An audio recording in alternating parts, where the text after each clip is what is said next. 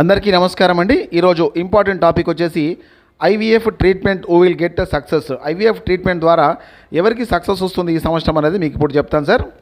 So ముందుగా 14 మే 2025 నాటికి గోచార గురువు మిథున రాశికి వచ్చాడండి. గోచార గురువు మిథున రాశికి వచ్చాడు.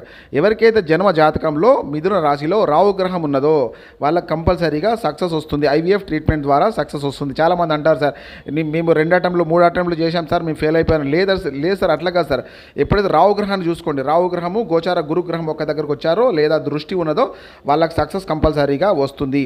సో ఇక్కడ వచ్చేసి గోచార గురువు వచ్చేసి ఇక్కడ మనకు మిథున రాశిలో ఉన్నాడు. ఎవరికైతే రాహు గ్రహం ఉందో వాళ్ళకి కంపల్సరీగా పిల్లలు అవుతారని అర్థము. ఎందుకంటే ఇప్పుడు రాహు గ్రహం అంటే ప్రకృతికి విరుద్ధం అండి, గురువు అంటేనేమో పిల్లలు. సో అంటే ఇప్పుడు గురువు నుండి ఇప్పుడు 5వ దృష్టి 7వ దృష్టి 9వ దృష్టి ఉంటుంది గురువుకి.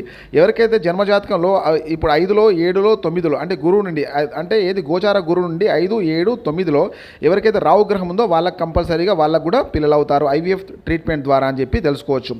సో నెక్స్ట్ వచ్చేసి అక్టోబర్ 18, 2025 నాటికి గోచార గురువు వచ్చేసి కర్కాటక రాశికి వస్తూ ఉన్నాడు, కర్కాటకంలో ఉంటాడు. సో అక్కడ కూడా ఎవరికైతే రాహు గ్రహం ఉంటుందో లేదా అక్కడి నుండి గురువు నుండి 5వ దృష్టి 7వ దృష్టి 9వ దృష్టిలో రాహుగ్రహం ఉంటుందో వాళ్ళకి గురువు దృష్టి 5, 7, 9. సో వాళ్ళకు కూడా కంపల్సరీగా ఐవీఎఫ్ ట్రీట్మెంట్ ద్వారా వీళ్ళకు పిల్లలు పుడతారని చెప్పి మనం 100% చెప్పవచ్చు.